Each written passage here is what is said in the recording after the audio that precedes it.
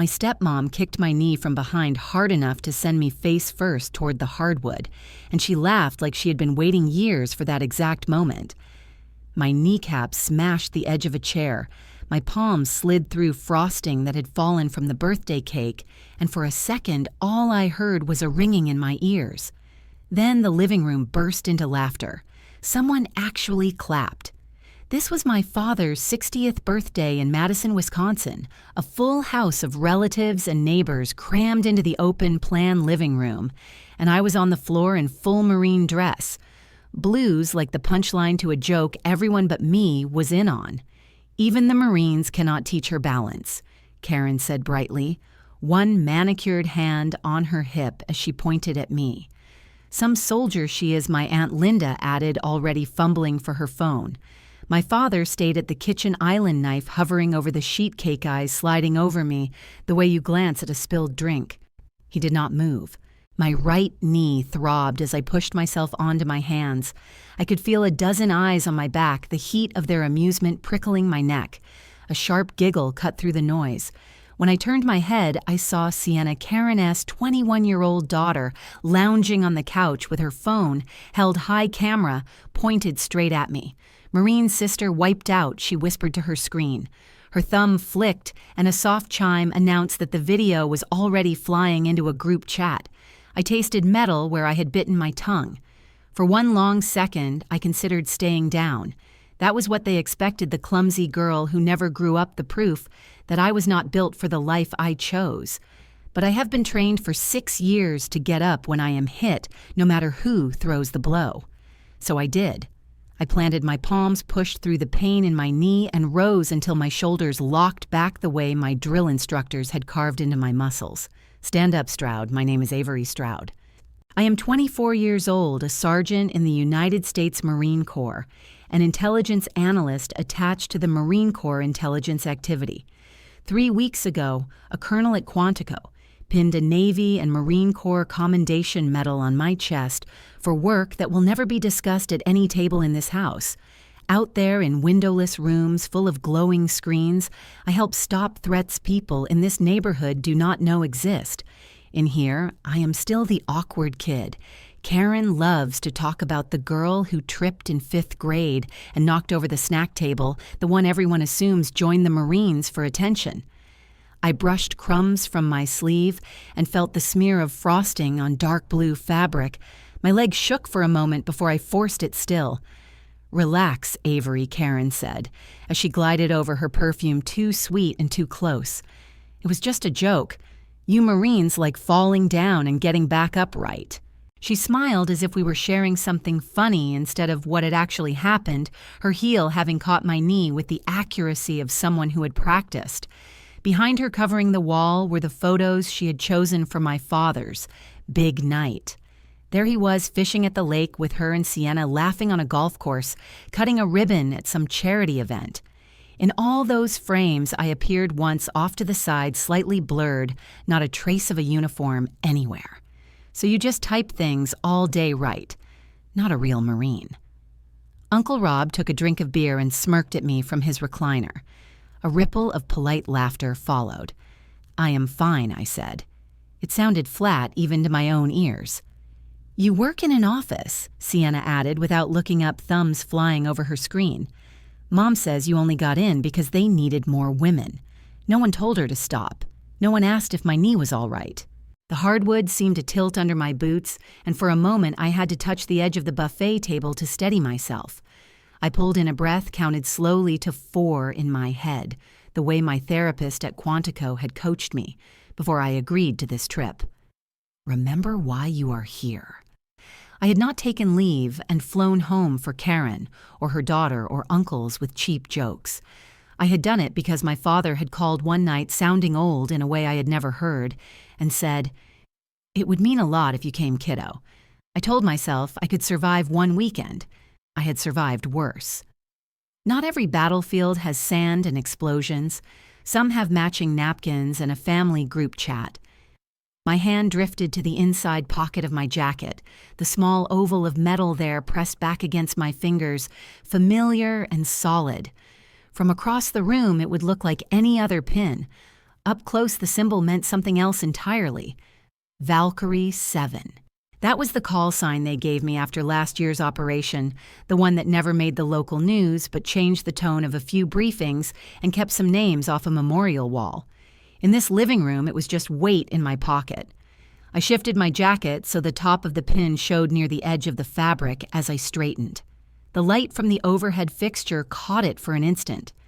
My great-uncle Tom, who had done a tour in the Navy before I was born, paused with his glass halfway to his mouth, his eyes locked on the insignia. For a heartbeat, his expression went sharp recognition cutting through his mild boredom, then something like respect softened it. His gaze flicked to mine. I gave the smallest shake of my head. "Not yet, please." He closed his mouth on whatever he had almost said and sat up a little straighter. No one else noticed. They were too busy rewinding Sienna's clip, laughing at the caption. The front door opened then, letting in a gust of cold Madison air and the faint sound of traffic. My father's voice drifted from the entryway, cheerful and a little uncertain. "Come on in, thanks for coming, sorry it is so crowded." New footsteps crossed the hall, firm and measured. I turned expecting another cousin or one of my father's co-workers. Instead, I saw dark blue dress uniform Captain Bars, gleaming at the shoulder white cover tucked neatly under one arm. Captain Marcus Hale stepped into the living room, and his eyes did what they always do, a quick sweep of the room, taking in every detail. They landed on me, on the smear of frosting on my sleeve, on the way I was still standing too stiffly on one leg, on the fading laughter. His jaw tightened. Then he crossed the space between us as if nobody else existed. "Avery, up," he said like an order and a promise, at the same time holding out his hand even though I was already on my feet. "You do not kneel in this house." I felt every conversation die. I put my hand in his and let him pull me that last inch taller. Then he turned with me to face my family, his voice low but clear. "If you knew who she really is," he said, "you would not be laughing." I stood there in that crowded living room with the sting of the fall still burning in my knee and the echo of their laughter hanging in the air. And for a moment, something in my chest opened up like an old wound tearing along a familiar seam, and it pulled me straight back to the years I spent trying to exist in a house that had stopped feeling like home the moment my mother died when I was 12. I remembered the funeral, the cold rain, the way my father held my shoulder with a hand that kept trembling, and how everything after that felt like someone had abruptly dimmed the lights inside the house because within months, Karen moved in with her bright smile and heavy perfumes and soft voice that only stayed soft for my father, never for me. She started small, telling me what clothes I should not wear, which strangely always meant the ones I liked most. And she would say that our family did not have money for frivolous things.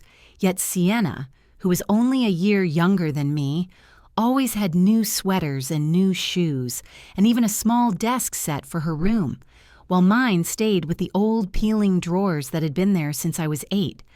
I used to ask Karen if I could join school events or buy a dress for picture day, and she would tilt her head and smile almost kindly as she said, "No one is choosing you anyway. So why waste money?" That sentence wrapped around my rib cage like wire and tightened each year until I learned not to ask for anything. I thought my father saw it, but he was in love, and grief had left him fragile and tired. So whenever Karen spoke, he nodded. Whenever she blamed something on me, he accepted it, and I learned to swallow words before they even reached my throat. By the time I turned 16, I had grown accustomed to the weight of her authority over every inch of the house. She rationed my clothes, my outings, my meals sometimes and always with that same gentle cruelty, coded in sweet tones that only sharpened the hurt. I still remember the day I found out she had taken my college fund, the savings my mother had started when I was a baby. The small account my father continued adding to. Over the years, I had gone to the mailbox to grab the statements, because Karen always said she would handle the bills. Yet that month, something about her tone had made me curious, and when I saw the balance was nearly zero, my stomach dropped so hard I had to sit on the porch steps to steady my breathing. I opened the envelope fully and saw the withdrawal receipt dated 2 weeks before the amount matched the price of the silver sedan that Sienna had driven home and proudly shown off to her friends. I remember walking into the kitchen where Karen was wiping the counter, and I asked where my college money had gone, and she smiled in that way that told me she took pleasure in the confusion on my face. And she said, "Your father and I agreed that Sienna needed a reliable car for her commute. You will figure out school on your own." I remember the exact sensation of my world narrowing to a single point of cold disbelief. I knew my father had no idea because he looked surprised when he saw the car. That same evening, Karen had manipulated the moment perfectly, as she always did, acting as if she thought he had approved it earlier, and he overwhelmed and trusting simply accepted it as a miscommunication. I realized then that nothing in that house would ever belong to me, not even what had once been promised. By the time I reached 18, I felt like I was living behind glass that only I could feel, and every breath inside that house grew tighter and smaller, until the day I walked into the Marine Corps recruiting office without telling anyone. The decision came like a clean cut through years of fog. I wanted discipline structure, an identity that was mine alone, not shaped by Karen or her daughter, or the whispers of relatives who believed every lie she crafted about me. When I told her I had enlisted, she laughed a sharp sound that still rings through my memory and said, "You will crawl back in a month, Avery. You cannot handle real pressure." I packed my bag 2 days later. My father hugged me, but he did not stop me. Maybe he understood that leaving was the only way I would survive becoming an adult in that house boot camp was harder than anything I had imagined. Yet for the first time in my life, difficulty did not come with humiliation or manipulation. It came with order and standards and challenges I could grow from. I finished in the top 1% of my company. The drill instructors watched me with a particular interest reserved for those who showed unusual composure under stress, and the aptitude tests flagged me for intelligence work. I was sent to advanced training, and somewhere in those months, someone from MCIA took note of the reports attached to my name. They saw the way I processed patterns and anomalies and the precision I brought to analysis, and before I turned 20, I was offered a path into one of the most selective intelligence tracks in the Marine Corps. Whenever new handlers reviewed my file, they gave small nods and said the same thing in different words. "She is not ordinary," during a classified review. In Virginia, a colonel gave me my call sign Valkyrie 7, because he said I had a way of pulling people out of danger before they even knew they were in it, and the name stuck. It became a quiet echo in conference rooms and late-night briefings, and no one in my family ever heard it because I did not go home for 4 years, not out of anger, but because the distance kept me steady, and because the more my reputation grew in the military community, the more I preferred to keep it separate from the place where I had once been made to feel invisible. I learned to hold my power without broadcasting it the way Karen held her authority like a hammer. And somewhere along the way, officers began to recognize me in hallways, not by rank, but by call sign. They said it with respect, reverence. Even which is strange to receive at 24, yet none of it made its way into the life I returned to for my father's birthday. I kept that part locked away behind quiet eyes, a steady posture, and a pocket, holding the insignia that said more about me than anything Karen had ever let me believe. The memory of who I had become in the years away from home steadied me for a moment. Yet as I stood in the center of that living room with frosting drying on my sleeve and the weight of every watching eye pressing against my skin, I felt the past crashing into the present with such force that it stole the air from my lungs, and before I had even recovered, my stepmom seized the moment the way she always did, turning it into a spectacle for everyone to enjoy. She swept toward me with a brightness in her smile that never reached her eyes, and said with exaggerated cheer that, since I was the athletic Marine in the family, I should be the one to bring out the birthday cake, because I had strong arms for carrying things. Her voice carried across the room as if she wanted every relative in Madison to hear her. I knew exactly what she was doing.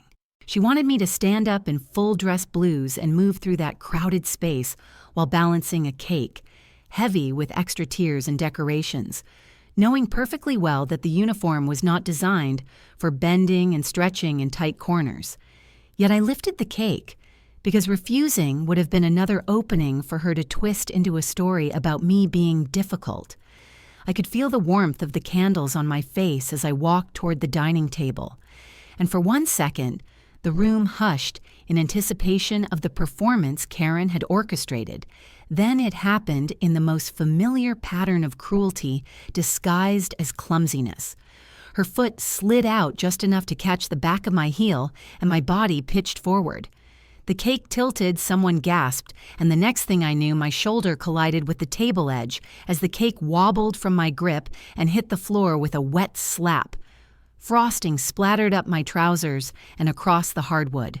The room erupted into laughter, or rather released the laughter they had swallowed earlier, a chorus rising as if they had been waiting for the cue. Some relatives bent over, clutching their stomachs. Others held up their phones, and one voice I recognized as my Aunt Linda let out a high-pitched laugh that cut straight through me. I caught my balance before falling entirely this time, but the damage was done. Humiliation spread across my skin like heat. My jaw tightened as I straightened, and for a moment I felt exposed in a way no battlefield or briefing room had ever managed to make me feel. I looked toward Karen and saw the satisfaction in her posture, her hand resting delicately on her hip, her shoulders angled so the entire room could admire her amused disbelief, as she said, "Even the Marines cannot teach her how to walk straight." I heard murmurs from the couch where Sienna was lounging with her phone, and within seconds a digital shutter sound clicked. She had taken a picture of me mid-stumble, frosting smeared across my uniform, and she immediately opened an app and applied a filter that stretched my face into a warped caricature, which she sent to the family group chat. Her thumbs worked fast, and I heard her snicker as she typed a caption, most likely mocking me again. My phone buzzed in my pocket, and I already knew I had been turned into a joke within the same family circle that barely acknowledged my achievements. Another buzz followed, then another, as cousins reacted with laughing emojis and comments that cut deeper than any bruised Marine for attention. Someone wrote. Trying to act special, said another, and the one that made the room tilt for a moment was the message that said her mother must be ashamed. The cruelty of it was sharp and precise, and meant to land exactly where my heart had always been most vulnerable. My breath grew slow and cold in my chest, and I steadied myself the only way years of training had taught me to. I locked my knees, pulled my shoulders back, and let my eyes sharpen the way they did in tense briefings. I did not say a word. I did not give them the satisfaction of seeing me break. Instead, I let my gaze settle on Sienna, who was busy showing her friends the edited photo of me. She lifted her eyes for only a moment, and when she met my stare, something in her expression flickered. Her confident smirk faltered because she recognized something she had never truly noticed in me before, a steadiness that did not belong to the helpless girl Karen had always described, but to someone who had spent years under pressure and had learned how to move through danger without losing composure. She blinked rapidly and looked away as if the intensity unsettled her, and I watched her cheeks flush with the first real hint of discomfort I had ever seen from her. Karen, however, did not soften. She stepped closer with a look of practiced impatience and said loudly enough for the neighbors to hear that I should take off the uniform because I was embarrassing the family. Her voice was dripping with disdain as she said it, as if my presence in dress blues was a personal insult to her social image. The room fell quiet, waiting to see if I would obey the command. I swallowed the sting of every word they had thrown at me and lifted my chin. My voice came out steady, even though my heart hammered in my chest, as I said I earned every thread of this uniform. My tone was calm but final, the kind of tone that, in military settings, ended an argument before it could begin. But Karen stepped close enough that I could see her pupils tighten, and she whispered with poisonous sweetness, Not in this house." The sentence landed like another blow, and the room buzzed with its impact. My pulse thudded in my ears, my breath thickened, and I felt the emotional spike hit me fully, a surge of humiliation and anger, blending into something cold and electric beneath my ribs, as if my entire body understood in that moment that whatever came next would mark a turning point I could never undo. The room stayed unnervingly quiet after Karen told me I was not allowed to wear the uniform in her house, and for a moment I could feel every pair of eyes on me waiting for me to retreat the way I used to when I was younger. But before I could respond, Karen seized the silence as an opportunity to tighten her grip on the narrative she'd been crafting for years. She turned toward a cluster of relatives near the dining table and said with a sigh that was loud enough to carry across the room that it was no surprise I acted this way, because Avery dropped out of school, her tone dripping with pity. And before I could even breathe, she added that I had been unemployed for nearly a year, and that the so-called Marine job I bragged about was just office paperwork anyone could do. The lies slid from her tongue so smoothly it was clear she had rehearsed them. I watched their faces shift, brows tightening, lips pursing judgment, forming with startling ease. And the worst part was not the lies themselves, but the fact that none of them questioned her. Not a single one turned to me to ask if it was true. They simply absorbed her words and adjusted their view of me accordingly, as if the uniform on my body meant nothing compared to the whisper of a woman who knew exactly how to poison a room. I looked toward the kitchen where my father stood, and for a second I hoped he might step in, that he would say something to counter the narrative unraveling around me. But when his eyes met mine, something in his expression faltered, and he turned away slightly as if bracing himself before he said, "Avery, do not try to act important." The sentence hit me harder than any physical blow, and the humiliation of hearing him say it in front of everyone made my throat tighten. I felt something collapse inside me as relatives nodded, subtly accepting his comment as confirmation that Karen must be telling the truth. And in that moment, the betrayal deepened. Not because he shouted or insulted me, but because he did not defend me when the truth was so close to the surface, he only needed to claim it. The shift in the room was immediate relatives, who had been neutral moments earlier, now carried themselves with a casual superiority. They started assigning me small tasks as if I were a teenager again. Someone told me to pick up the cake mess quickly because guests would be arriving soon. Another relative handed me a stack of plates and told me to go rinse them. A cousin gestured toward the corner where wrapping paper had piled up and said that since I was not busy doing anything meaningful, I could tidy that area. Someone even directed me toward the kids' table with a joking tone, saying there should be space for me there, since I seemed confused about adult responsibilities. I felt my cheeks burn, but I forced my breath to stay steady and reminded myself that none of these people had earned the right to judge what they did not understand. Still, the sting crawled under my skin and tightened my chest. I moved slowly toward the kitchen with the stack of plates because refusing would only fuel their whispers, and as I passed Uncle Rob, the same man who mocked me earlier, he smirked and said, "You know, most people your age with real jobs have savings." By now, it was meant to be a knife twisted beneath my ribs, but something in me shifted unexpectedly. Instead of shrinking, I felt a strange steadiness wash over me, the kind I usually felt during tense briefings when a situation required quiet precision. So I set the plates down and said in a calm voice that an E5 Marine earns more annually than he did last year at his warehouse job based on the tax records he bragged about at Thanksgiving. The room fell silent again. His smirk vanished, and even a few cousins turned away to hide their reactions. It lasted only a few seconds, but it was enough for the air to shift enough for them to realize I was not the helpless version of myself Karen enjoyed portraying. It was a small, quiet strike, but one that landed squarely where it needed to. Karen, however, recovered quickly and stepped forward with a scoff, as if my words were nothing but noise, and she said loudly enough for the entire room to hear that I would never be as good as her daughter. The emphasis hung heavy in the air, and the words struck with such deliberate cruelty that I felt something dark settle behind my eyes, a coldness that came whenever I entered the first tunnel of emotional shutdown. The stage, my therapist once told me, was the mind bracing itself before deeper pain. My vision narrowed slightly as I looked at her, and the laughter faded into a dull hum in the background. I could see Sienna watching me with a mixture of unease and triumph. Karen standing tall with her chin raised, as if she had delivered a final verdict, relatives whispering again, as if my worth could be measured by a single sentence.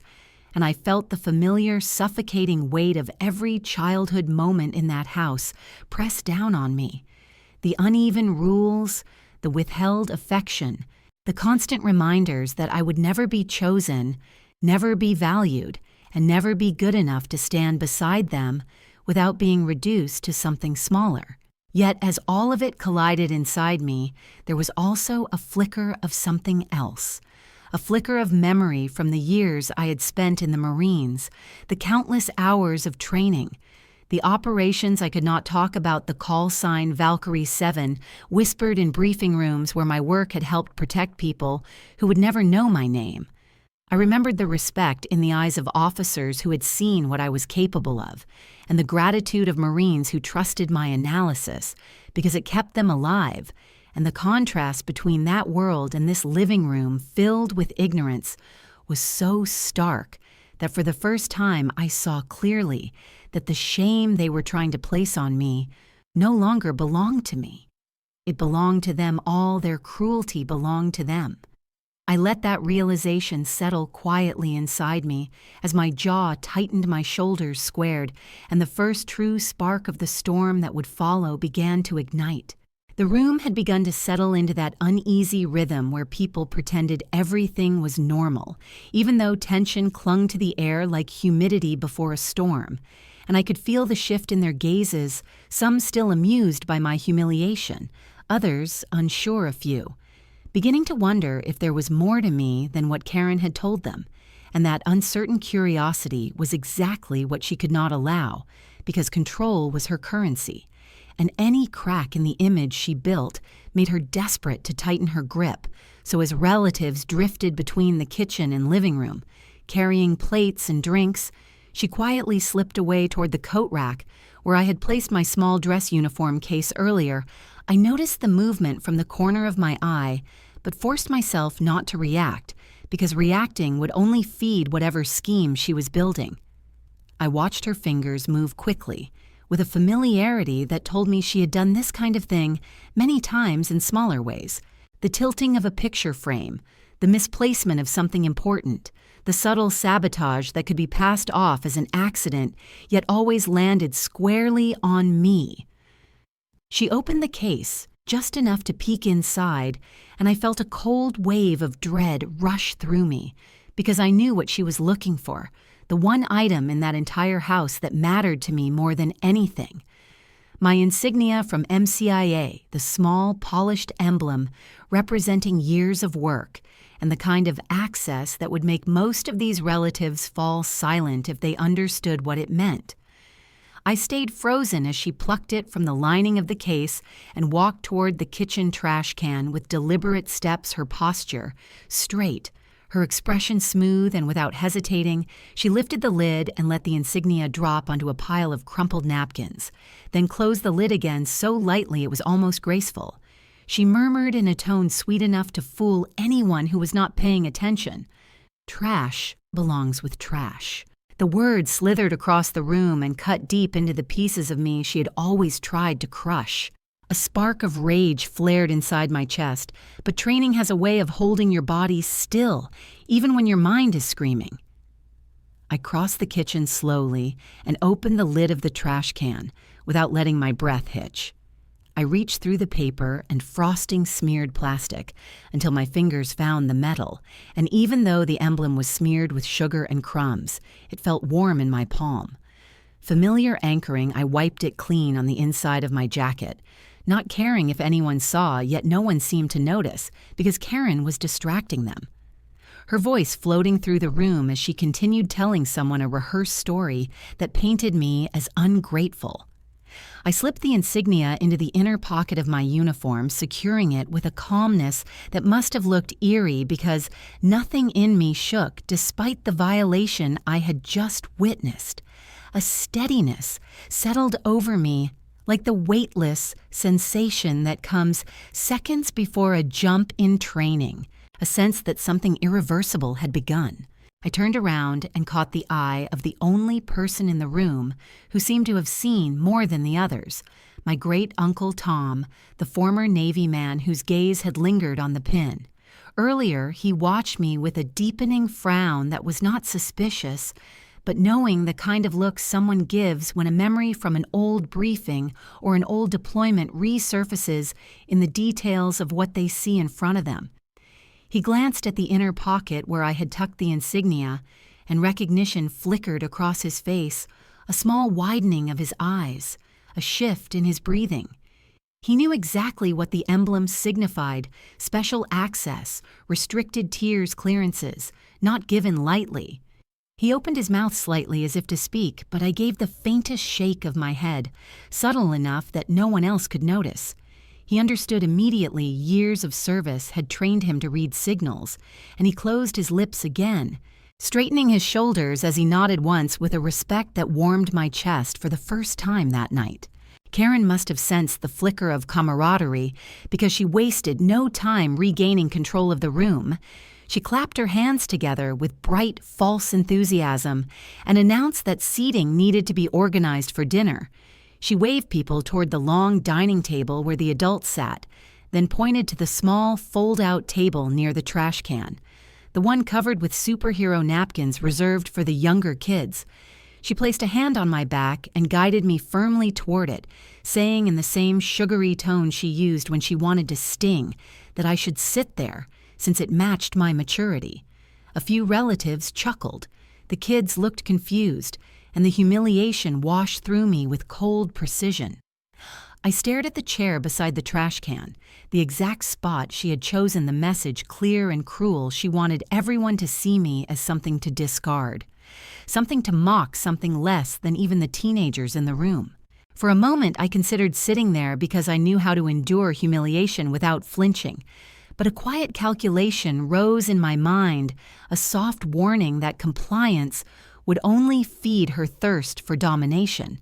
So instead, I stepped back from the chair and let my gaze drift across the room until it landed on Uncle Tom. Again, he was seated at the far end of the table near the window, his posture alert. Now his eyes following me, I walked toward him without saying a word and stood beside his chair. He rose immediately without hesitation, the reflex of a man who understood what it meant to give respect to someone who had earned it, regardless of age or rank.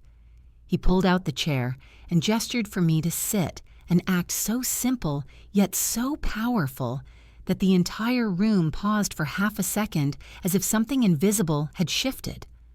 I lowered myself into the seat with calm precision while he settled into a different chair without complaint. Across the room, I saw Karen's expression tighten her lips, pressing together, her eyes narrowing as the realization hit her that one person in the room had recognized something about me. She had spent years trying to hide.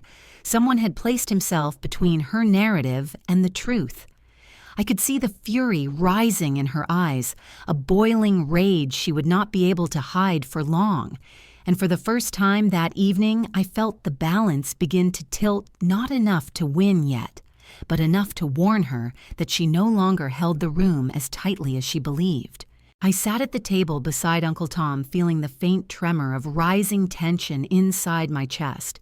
And even though the warmth of his silent support steadied me for a moment, the room felt tighter with every breath I took, and the humiliation layered over.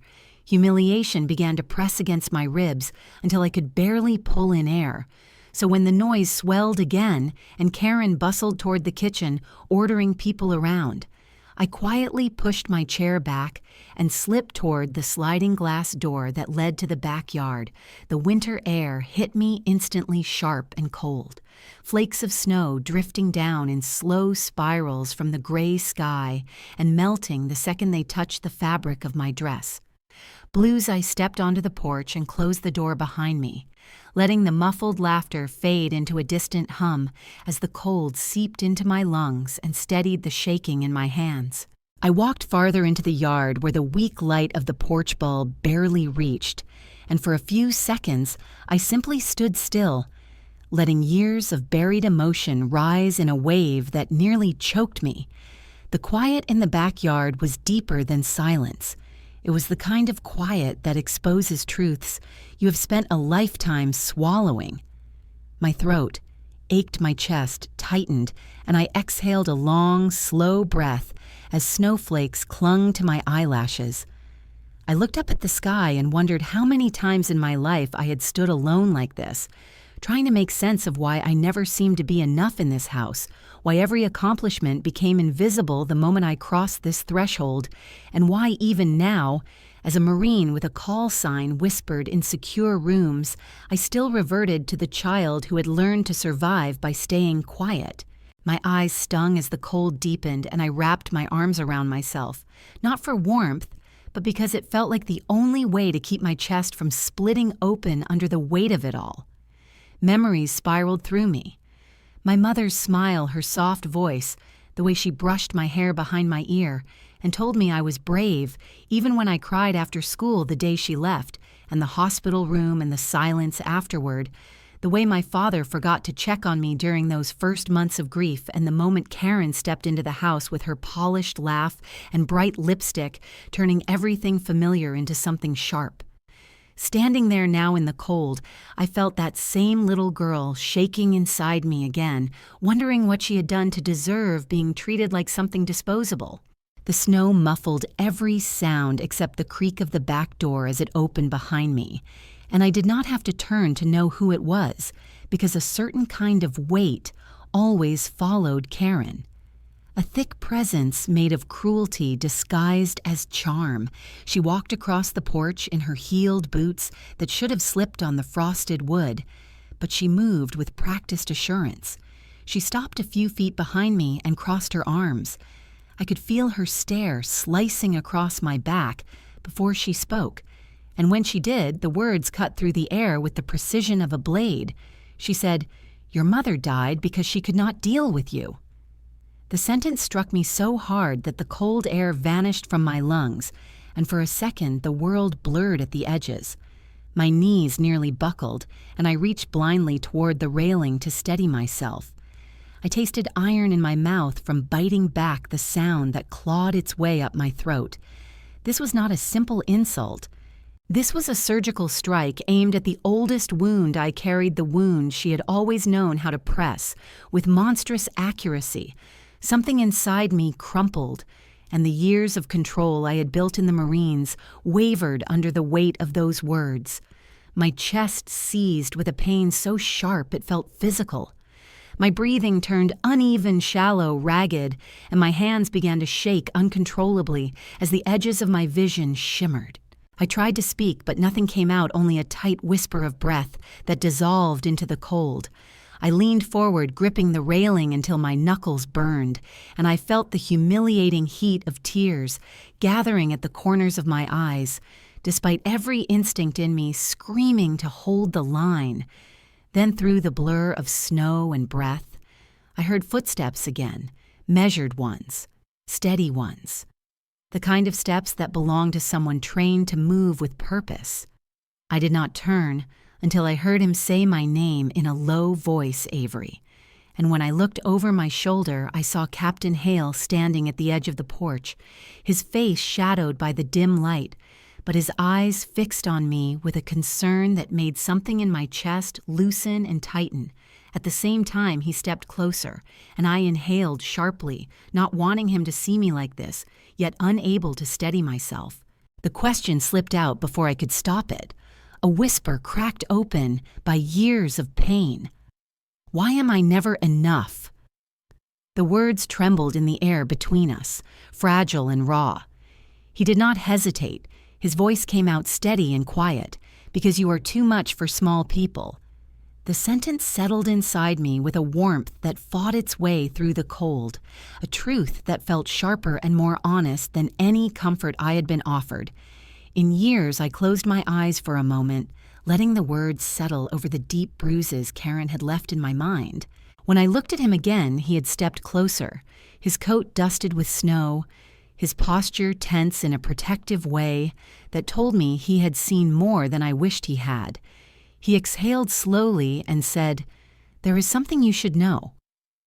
I frowned, confused, and he lowered his voice even more as he said that he had been assigned to keep an eye on me during my leave, because a classified report suggested a possible data leak involving the Valkyrie program, which meant there was a non-zero chance someone might target me while I was home. My breath hitched at the mention of the program, because that meant he knew exactly what I was within. MCIA. He knew the call sign. He knew the weight of the access I carried. He knew I was Valkyrie 7, one of the youngest analysts ever cleared for Tier 1. Threat environments, a quiet force behind decisions that shaped missions far beyond the scope of this house. I felt a jolt of fear mixed with gratitude, and I shook my head quickly, whispering, "Please do not mention anything to anyone here." His eyes softened with understanding, and he nodded once firmly, silently sealing the secret between us as snow continued to fall around us.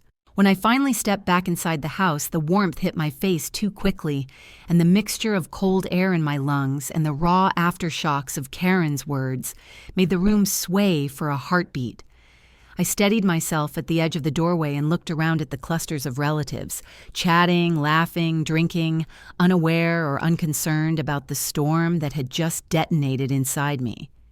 Captain Hale followed a few steps behind me, his presence calm and grounded, and although I knew he would not speak out of turn unless he had to, the reassurance of having someone in the room who actually saw me, who actually knew me, steadied the trembling inside my chest. But the fragile steadiness did not last long, because Karen spotted me instantly, and her eyes flared with a kind of triumphant cruelty that told me she felt emboldened by the earlier humiliation she had orchestrated. She moved toward the center of the living room with a theatrical sigh and called out loudly enough for every conversation to halt. "Oh, look, everyone, she is back. Maybe she needed a moment to practice walking again." Her voice sliced cleanly through the air, and dozens of eyes turned toward me. The humiliation gathered again at the base of my throat, but this time something heavier rose behind it, something ancient and sharp and no longer willing to be swallowed.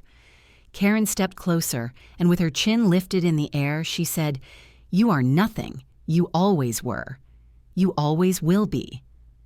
The sentence landed with a force that should have crushed me, yet instead, it felt like a match striking against stone, and something inside me, something old and exhausted and done with being diminished, ignited in a slow, controlled burn.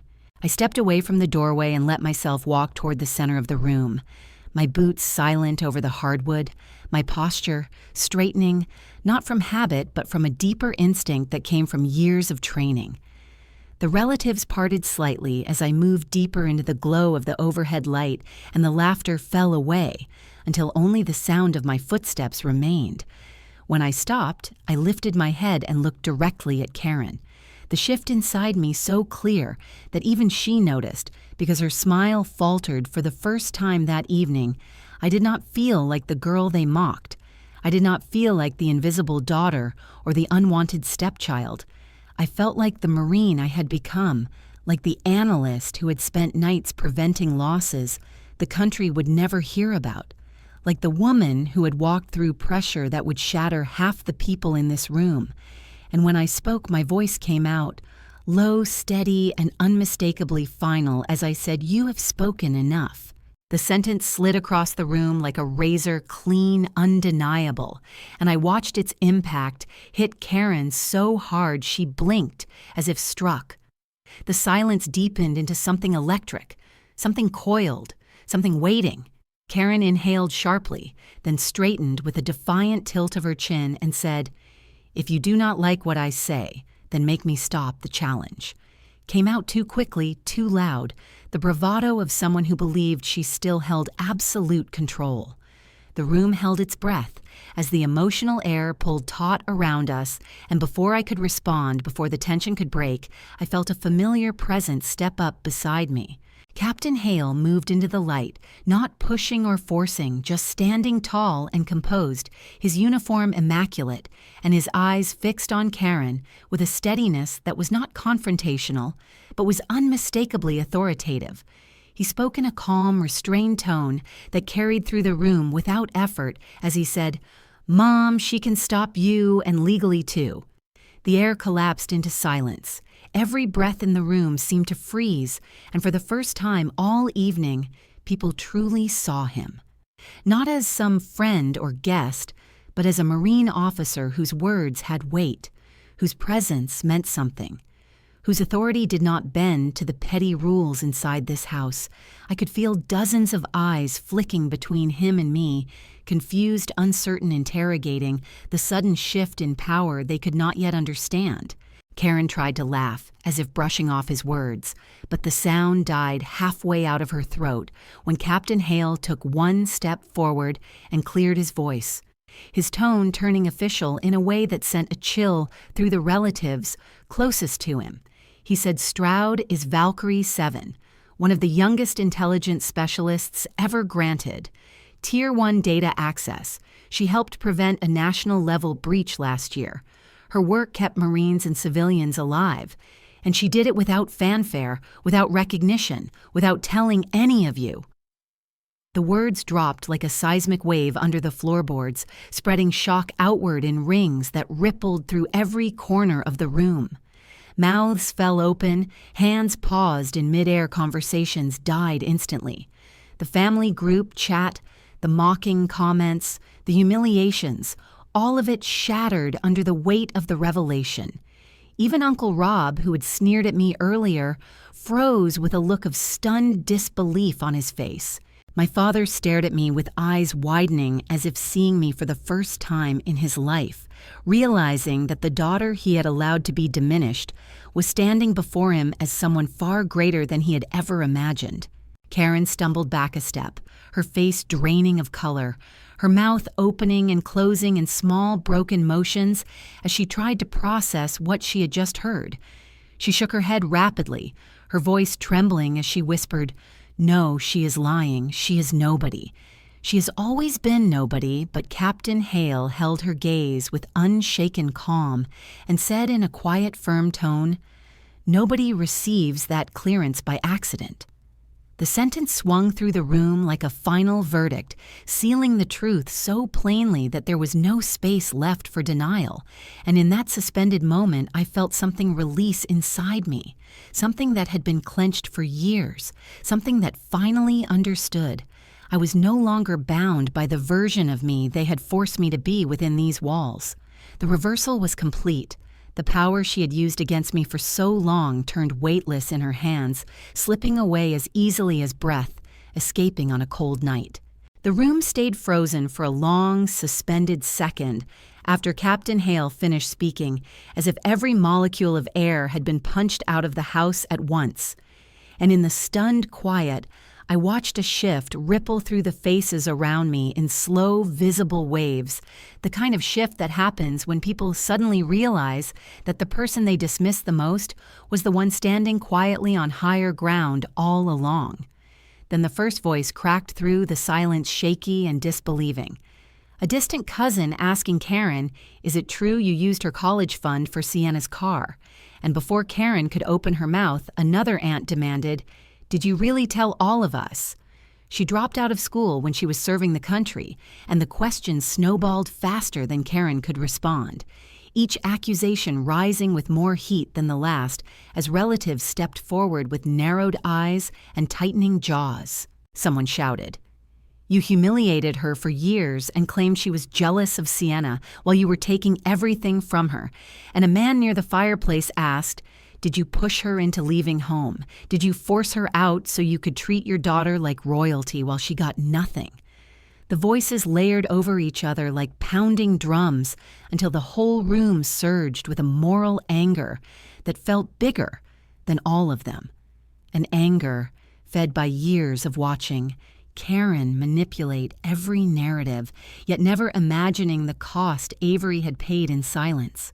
My father stood rigid in the middle of the chaos, his face twisted with disbelief as his gaze darted between Hale and me and Karen, and back again, his own memories rewriting themselves. In real time, the signs he had ignored, now impossible to look away from. He blinked hard and his chin trembled. Then, with a sharp exhale, he whispered, "Avery, why did you go through all that alone? Why did you not tell me what she was doing?" The pain in his voice cracked something in the room, because for the first time he was not defending or excusing Karen. He was truly seeing, and his voice thickened as tears welled in his eyes. Something I had not witnessed since my mother's funeral, and he took a staggered step toward me as if he were waking from a long fog of denial and could not understand how he had been blinded for so long. Karen spun toward him with desperation rising wildly in her voice. She shouted, "She is manipulating you. She is manipulating all of you. She is twisting things like she always has," but her voice quivered too much. Her mask slipping faster than she could hold it together, she lifted her hands with frantic gestures as she insisted she is lying. She wants to turn everyone against me. She loves playing the victim, yet the room no longer responded to her. The way it once had, no one rushed to comfort her or rescue her or believe her by default. Instead, they stared with cold disgust, because for the first time, they had seen someone with authority. Someone outside the family confirm what Avery had endured, and the old narratives Karen had built had collapsed in an instant. I took a step forward, slow and deliberate, pulling my phone from my pocket, while Karen watched me with confusion that flickered into dread as I unlocked the screen, then tapped on the file I had saved earlier, the file Sienna had accidentally sent to her group chat before deleting it. And I held the phone up slightly so the screen brightened my hand in a small halo of light and said, "I think you should all see this." The room hushed as the video began to play, Sienna's shaky recording. Catching the moment, Karen stuck her foot out as I passed with the cake, and the moment my body hit the floor with a crack and the sound of Karen laughing, followed by the mocking comments that rippled through the crowd. The footage so undeniable that the temperature in the room seemed to drop as it played, and when the video ended, no one looked at Karen with anything but horror and revulsion. She recoiled as if the truth itself had slapped her. Sienna looked miserable, cheeks flushed with humiliation as she covered her face with her hands, mumbling, "I did not think she would get hurt. I did not know what Mom was going to do." She looked like a child shrinking under the weight of a truth she no longer wanted to carry. The party atmosphere shattered completely as relatives began collecting their coats and whispering to each other, some shaking their heads, some glaring openly at Karen, the disappointment thick and suffocating. One aunt said, "I cannot be part of this," and walked out without even saying goodbye. Others followed, creating a quiet procession of disgusted footsteps, heading toward the front door, and each departure felt like another crack breaking across Karen's once carefully crafted image. My father stood apart from her, arms crossed tightly, his eyes avoiding hers with a coldness I had never seen him direct at another person. And Sienna hovered near the wall, silently unable to stand beside her mother, now that the truth had been exposed. Karen reached out toward my father, her voice cracking into a desperate whine as she said, "Honey, they are attacking me. They are twisting everything. Tell them the truth. Tell them, I would never hurt Avery," but he did not move toward her. He did not lift his hand or soften his voice or show her affection. He simply said softly, "I do not recognize you anymore." And the quiet finality in his tone hit her harder than any accusation screamed across the room.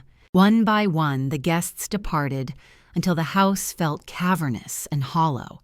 its earlier warmth replaced with the cold echo of consequences, settling into every corner.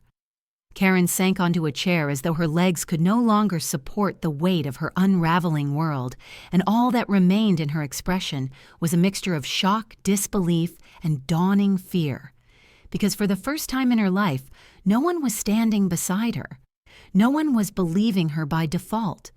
No one was carrying her lies forward, and in that silence, her entire fabricated kingdom crumbled. 2 days later, the world outside had turned into a curtain of drifting white, the kind of Wisconsin winter snow that settles on the city in soft, relentless layers, muting every sound and pressing a hush over the streets.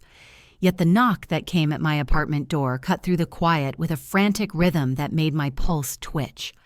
Not because I feared danger, but because some part of me already knew who would be standing on the other side. So when I opened the door and saw Karen shivering on the landing wrapped in a coat she had thrown on in a hurry, with snow tangled in her hair and mascara streaks running down her cheeks, I felt neither satisfaction nor pity, only a still calm, rising inside me, like a tide that had finally reached its moment. She stepped forward before I could speak, clutching the doorframe as if she might collapse, her voice breaking into sharp, desperate gasps as she said, "Avery, please, they will not answer my calls. Your father will not talk to me. The family has cut me out of everything. They think I am a monster. Please tell them it was a misunderstanding. Tell them I tripped, or you slipped, or anything. Just tell them something, so they stop looking at me like I am poison." Her words tumbling out too fast, too messy, too packed with fear, and all I could do was stand there and let the cold wind swirl around us while I studied her, realizing how dramatically the balance between us had shifted. I did not speak. Not yet. I simply opened the door wider for a moment, not as an invitation, but as a quiet gesture that allowed the bitter winter air to rush in with a sharp, icy sting that brushed across her face, making her flinch as if the cold itself had slapped her. And after a long moment, I said in a voice so calm it felt almost foreign to me, "You built that reputation brick by brick. Every slight, every lie, every cruel word you stacked at yourself, and the truth has finally caught up my tone. Readable, but unreadable, at the same time carrying neither rage nor softness. Just truth, and truth was something she had never been able to withstand." Karen shook her head in violent denial, the panic rising in her chest as she took a step closer to me and reached for my arm, but I shifted my weight slightly, and she froze, realizing that even that smallest touch was no longer something she had the right to initiate. She swallowed hard, then her voice cracked again as she said, "Avery, please, I am begging you. I cannot live with everyone thinking I am the villain. This will destroy my marriage, my standing, my life." And as she spoke those last words, her knees buckled slightly and then fully dropping her onto the cold cement outside my door, snow settling onto the fabric of her coat as she knelt in front of me, her hands clasped together as if she were praying for salvation. She had never offered anyone else her voice, rising into a trembling plea that sliced through the silence. "Avery, please help me fix this call. Your father. Call the family. Tell them to hear me out. Tell them I was stressed or upset or not thinking clearly. Tell them anything that makes me human again, anything that makes them forgive me. I will do anything you ask. I will apologize to you in front of them all. Just do not let them erase me." The sight of her on her knees was surreal because it was something I never imagined witnessing. The woman who had built her entire persona on superiority now collapsed on a frozen doorstep, begging for me to rescue the image she cared about more than anything else. Her desperation hung in the air like frost, but inside me, something deeper moved, not gloating, not sympathetic, simply resolute, a clarity forged from years of being dismissed and diminished, and I looked down at her as the snowflakes drifted onto her shoulders and settled into her hair. Then I said quietly but unmistakably firm, "You do not get to hurt people for years and expect the Marine Corps to save you. You do not get to hide behind my uniform or my silence anymore. You do not get to use my strength to repair the damage you chose to cause, each word falling between us like measured weights." She stared up at me with wide, frightened eyes, stunned by the refusal, stunned that I would not bend the way she always assumed I would. Stunned that the power she once wielded over me had dissolved completely. She opened her mouth as if to argue, but no sound came out, only a faint exhale of defeat that fogged in the cold air. Then her shoulders slumped, and she looked away, realizing the truth of what I had said, realizing that her consequences were hers alone to bear. I stepped back into my apartment, keeping my posture calm and grounded, my hand resting lightly on the door as I watched her struggle to stand again, her movement slow and heavy as though shame itself was weighing her down, and for a moment she simply stared at me with a hollow expression, unable to comprehend how the one person she had underestimated the most was now the person who held absolute boundaries she could not cross. When I finally began closing the door, the cold wind rushed in, one last time, swirling between us like a final punctuation to everything that had ever passed. And just before the door clicked shut, I said with steady finality, "This is where it ends." Karen, and the silence that followed felt like the first clean breath I had taken in years.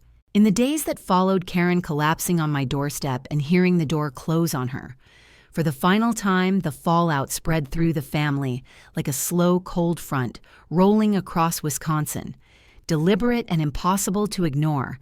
And it began with my father packing a single suitcase and leaving the house he had once believed was a safe place, choosing instead to rent a small furnished apartment near Lake Monona, where he told me in a trembling voice over the phone that he finally needed silence to think clearly, that living beside Karen had been like breathing through a straw for years without realizing it, his words drifting with a mixture of shame and relief.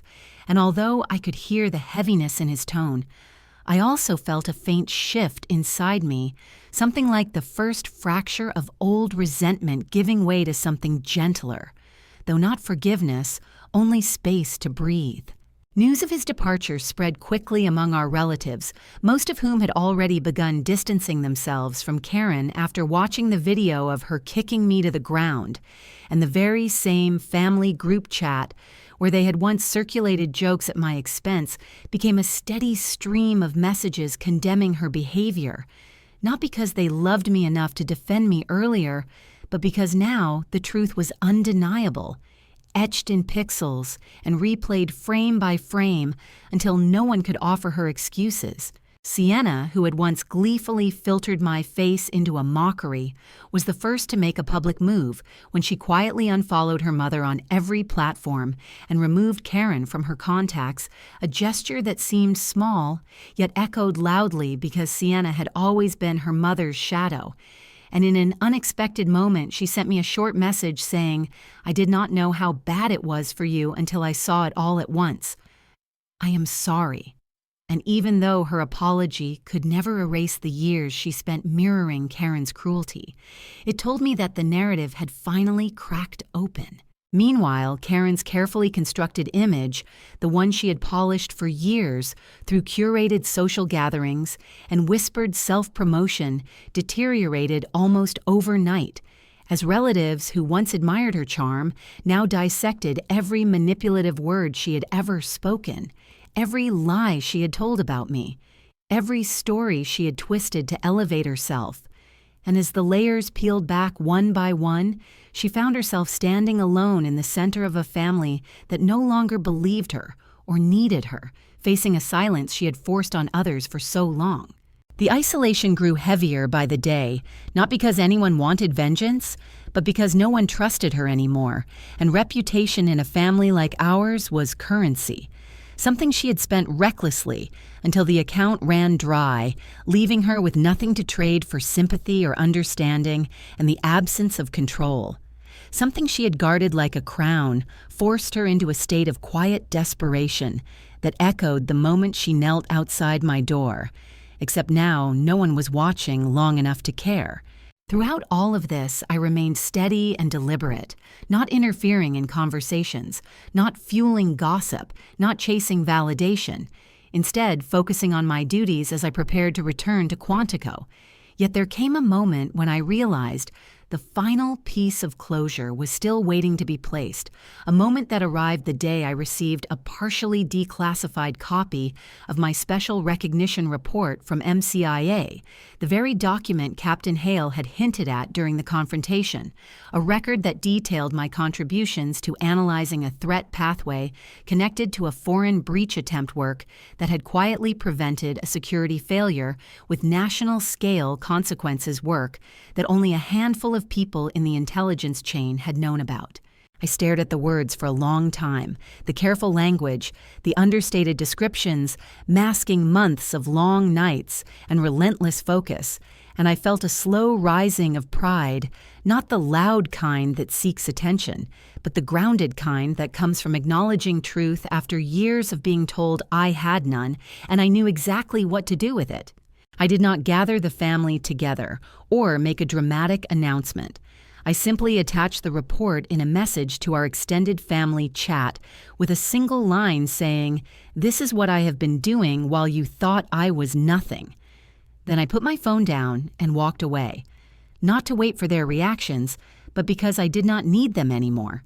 Yet still the responses came in waves, one relative after another expressing shock, remorse, respect, some admitting they had judged me too quickly, others confessing they never believed Karen but were afraid to contradict her, and though their apologies could not rewrite the past, they created a quiet ripple that reached even the corners of the family that had remained silent longest. For Karen, the report was more devastating than any confrontation could have been because it exposed her lies not through anger or accusation, but through documented truth. A truth stamped with official insignia, a truth no one could twist or minimize. And while I did not take pleasure in her humiliation, I felt a deep sense of closure settle over me as I understood that the most powerful form of justice is often the one delivered without raising your voice, simply by revealing what was real all along. As the days passed, I found myself breathing easier, moving lighter, no longer carrying the weight of needing to prove my worth to people who never intended to see it. And in that clarity, I recognized that poetic justice had unfolded not through revenge, but through exposure, through boundaries, through choosing myself after years of being pushed aside. And for the first time in my adult life, I felt the horizon ahead of me widen into something that looked unmistakably like freedom.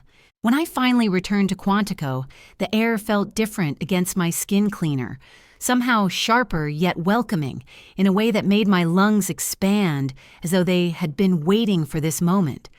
And as I stepped through the familiar gates of the base, I felt the weight of the past days settle behind me rather than on top of me, because this place had always held a truth. My childhood home never did a truth, built on merit and discipline and purpose, instead of manipulation or favoritism, and within hours of checking back in, I was called into a meeting room where my commanding officer informed me that I had been officially nominated for the Advanced Intelligence Training Program, the kind reserved for analysts identified as future mission architects, the kind that only a few select Marines across the entire DoD ever touched.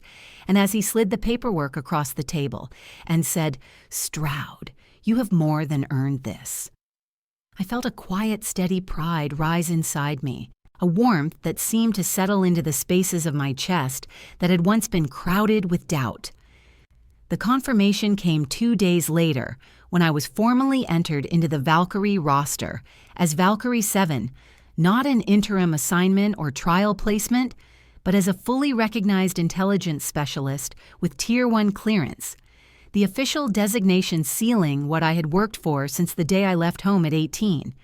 And even though I never chased validation from my family, the recognition made me stand a little taller during morning drills, made my voice a little firmer during briefings, made my focus sharper. When I stepped into the analysis suite, with its constant hum of servers and screens glowing with data streams that had become as familiar to me as breathing. Yet even within the rhythm of military life, the echoes of my family lingered in small, unexpected ways, not painful now, but present enough to remind me that healing never came all at once. One afternoon, I returned to my quarters to find a letter tucked under my door, the handwriting instantly recognizable as my father's, uneven and slightly trembling. And though I stood for a full minute before picking it up, I knew I would read it, because distance had not erased my desire for truth, only my tolerance for deception. Inside, he wrote that he had stepped away from the house permanently, that he no longer recognized the man he had become while living under Karen's influence, that he did not expect forgiveness but hoped for a chance to speak to me one day. And he ended with the simplest line: "I am sorry I was silent when you needed me to be loud," and those words struck something deep because all my life I had wanted him to see me, to hear me, to defend me. But I also understood that apologies are not erasers. They are acknowledgments, and I folded the letter carefully before placing it in a drawer, knowing I would speak to him eventually, but on my terms. And so I wrote only one sentence in response: "If she is there, I am not." And while the line was firm, it carried no anger, only a boundary I should have learned to set years earlier. As the weeks passed, my life began to settle into a new rhythm built on purpose, rather than survival, and each morning as I laced my boots, I felt the kind of grounding that comes from choosing a path rather than being pushed onto one. And in that clarity, I took on a mentorship role for younger Marines, entering the intelligence track, guiding them through analysis techniques, briefing preparation, and the mental discipline required to separate instinct from data. And while I taught them tactical frameworks, I also taught them something. No handbook included the importance of knowing their worth before someone tries to convince them otherwise, because I knew too well how dangerous silence could be when you directed it toward yourself. Outside of work, I found room for things I had once pushed aside: long runs at dawn along the Potomac, where the sky shifted slowly from gray to pale gold. Quiet evenings in my room, reading books I had collected during deployments, but never opened, moments of stillness where I let myself feel pride without immediately shrinking from it. And little by little, I began to recognize a version of myself that had always existed beneath the layers of fear and dismissal, a version that had simply needed space to stand. Sometimes, when I passed my reflection in the mirror, I barely recognized the young woman who once tiptoed around her stepmother's moods or swallowed insults until they lodged beneath her ribs. Because now there was a steadiness in my posture that came not from rank, but from choice. A steadiness that whispered, "You belong to yourself now." And so when the time came to close the final chapter of this story, it did not arrive with fireworks or confrontation. It arrived on a quiet evening after a long day of training, as I stood alone in the hallway outside the intelligence wing, watching the faint glow of ceiling lights wash across the polished floor. And I felt a realization settle over me with a clarity as clean as winter air that my family had not broken me, no matter how hard they had tried, because the Marines had rebuilt me stronger than their cruelty could reach, and the life I had built with my own hands was no longer shadowed by their judgment. And so I whispered the truth out loud for the first time, letting the words settle into the quiet around me. Family did not break me. The Marines built me, and I finally chose myself. And in that moment, the last remnants of the old ache lifted, replaced by something bright and unfamiliar, something that tasted like freedom. And if there is anyone listening who has ever been told they are less than what they are, who has ever been pushed aside by the people meant to lift them, who has ever had to rebuild themselves from the pieces left behind, then I hope you know that your story does not end where someone else tried to bury you. And if you are willing to share your story tonight, someone out there might need to hear it more than you know.